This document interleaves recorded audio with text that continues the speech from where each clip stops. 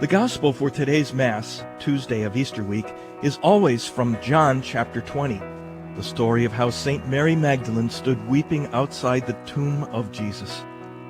Hello, I'm Father James Kubicki, and I'm sure you remember how the rest of the story goes, how Mary mistook the risen Jesus for a gardener, and how she only recognized him after he spoke her name.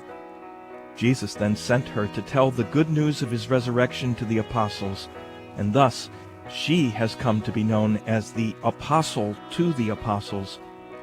But did you know that the custom of coloring Easter eggs comes from a tradition about Mary Magdalene?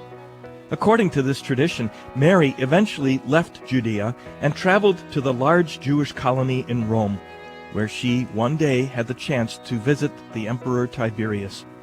She brought him an egg, which was seen as the symbol of the resurrection.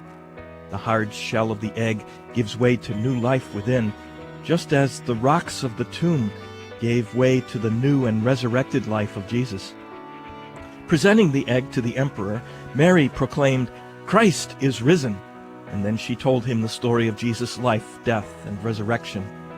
Tiberius scoffed at this and said that no one could rise from the dead any more than the egg she was holding could turn red.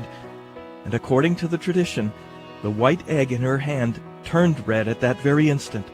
And this is the origin of our custom of coloring Easter eggs. So if you're eating all those hard-boiled and colored eggs this week, remind yourself, as you do, that Jesus is risen from the dead. Jesus left behind the hard and cold shell of death and now lives a new life that will never end, all in order to share that same life with you.